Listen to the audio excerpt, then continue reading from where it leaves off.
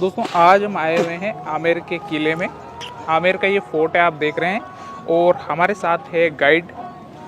वो आपको पूरा बताएंगे आमेर के किले के बारे में, कुछ रोचक फैक्ट्स। जी सभी दर्शकों को नमस्ते। अभी हम जा रहे हैं आमेर महल को विज़िट करने के लिए। आमेर महल जो कि वर्ल्ड हेरिटेज साइट है, और हम सीखेंगे यहाँ से उन परिस्थितियों को, उन रिजल्ट्स को जो कि राजपूतों ने इस किले पर रह कर के हासिल की। समझेंगे पहले सबसे पूरा जो आप एरिया देख रहे हैं, ये चारों तरफ से घिरा हुआ है पहाड़ों से। जी देखें आप इधर। जी बिल्कुल। ये जो गांव है ये अरावली पर्वतमालाएं हैं और इसे अलवर की पहाड़ी के नाम से जाना जाता है। ये बहुत बड़ी सोर्स है यहाँ पर कई प्रकार के मिनरल्स का, जिनमें सबसे ज़्यादा फेमस है आपका जिप्सम। ओके। इनसे आपको मिलता है मार्बल, यहाँ पर ग्रेनाइट मिलता है, रेड सैंड स्टोन मिलता है।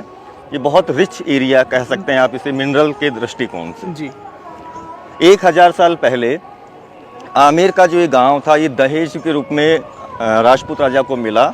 उनसे पहले यहाँ पर मीणा जाति के लोगों का शासन हुआ करता था। राजपूतों ने आकर के मीणा लोगों को हराया भी था युद्ध में, और 1000 साल पहले देखिए इस भवन का निर्माण करवाया। ये आमेर का सबसे पहला या राजपूतों का रेजिडेंस आप जान सकते हैं, क्योंकि ये भगवान राम के वंशज हैं। जी।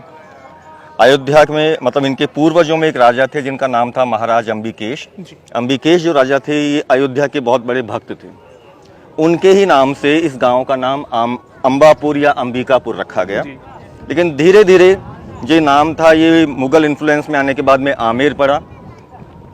हमारे राजस्थान टूरिज्म के डायरेक्टर साहब ने कहा कि उस पुराने नाम को वापस लाएं, बीच में जोड़ा गया तो ये आम्बेर कहलाया। अम्बा माता का नाम वापस अस्तित्व में आया।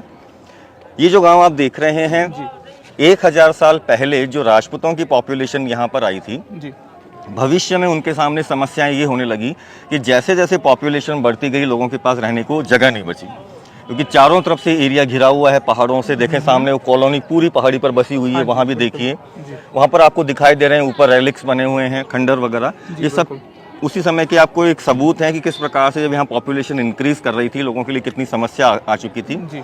और दूसरी सबसे बड़ी समस्या थी कि इस पहाड़ी एरिया में पानी का सोर्स नहीं था। तो राजपूत राजा से यहाँ की पब्लिक लगातार निवेदन करती थी कि महाराज हमारे लिए एक नया शहर बसा दो ताकि हम आसानी से रह सकें, सारे कंफर्ट मिल सकें। तो राजा ने कहा कि अभी हमारे देश में विदेशी आक्रमणकारी लगातार आ रहे हैं, यदि हमने एक नया शहर बसाने की कोशिश की तो कभी भी लूट के ले जाएंगे। हम वेट करेंगे जब तक हमें एक शांति ना मिल जाए। जैसे कि आपको मैं एग्जांपल दूं, महमूद गजनवी का, जब वो आया था तो उसने इलाहाबाद नाम के गांव को लूटा था। इतनी दौलत मिली जिसे ले जाने के लिए उसने 1400 कैमल का सहारा लिया। मोहम्मद गौरी आया, गुजरात लूटा, नॉर्थ इंडिया लूटा, और 1000 ऊँटों पर वो भी लूट करके लेकर गया। तो राजा ने कहा कि अगर हमने एक नया शहर बसाया, वे समझ जाएंगे कि हम पैसे वाले हैं और हमें लूट लेंगे।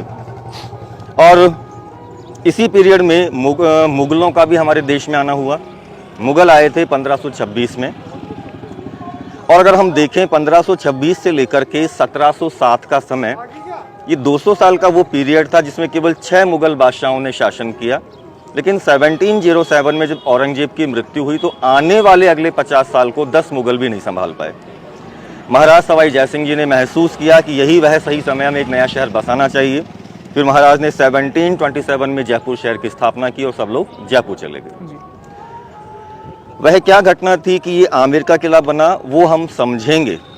मुगल यदि हम देखें, अगर आज हमारे देश को एक बहुत बड़ी इकोनॉमी भी मिल रही है तो एक उस सीख के कारण जो मुगलों ने कभी ईरान के बादशाह शाह तहमस्प की बेटी से हासिल की थी, और एक ऐसी एजुकेशन थी जो कि डिसिप्लिन से बने रहने में और सम्मान करते रहने में विश्वास किया करती थी।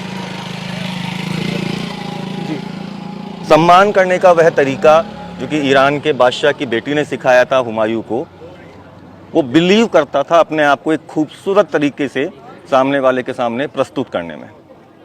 मुगलों ने कहा कि मुगलों ने माना कि हिंदू आप हमारे लिए बहुत महत्वपूर्ण है, तो बहुत सारी खूबसूरतियां बटोर कर इस देश में लाए, जिन्हें उन्होंने कई रूपों में इस देश में प्रस्तुत किया। सबसे पहले दिखाया अपने आर्किटेक्चर में, जिनके एग्जाम्पल हैं आपके सामने दिल्ली का लाल किला है, आगरा का लाल किला, फतेहपुर सीकरी, हुमायूं टॉम्ब, अकबर का मकबरा और फर्स्ट एग्जाम्पल है ताजमहल।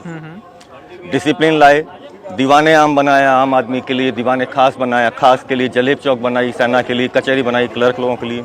बहुत खूबसूरत डेकोरेटेड जरी और जरदोजी से डेकोरेटेड ड्रेसेस पहन करके बहुत सम्मान किया।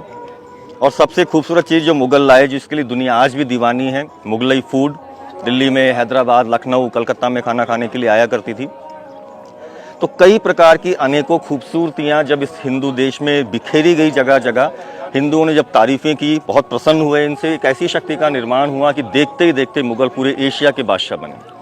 और उनमें इतना कॉन्फिडेंस आ चुका था कि वो कहते थे कि हम जब चाहेंगे चुटकियाँ बजाएंगे और दुनिया भी जीत लेंगे। तो वह क्या एजुकेशन थी जो इनको इतना स्ट्रॉन्ग बना रही थी, उस एजुकेशन को यहाँ के राजपूत राजाओं ने मुगलों के साथ रह करके देखा और सीखा कि अगर तरक्की हासिल करनी है, यदि तरक्की हासिल करनी है तो सदैव डिसिप्लिन से बने रहिए, आपको लगातार सफलताएं मिलेंगी।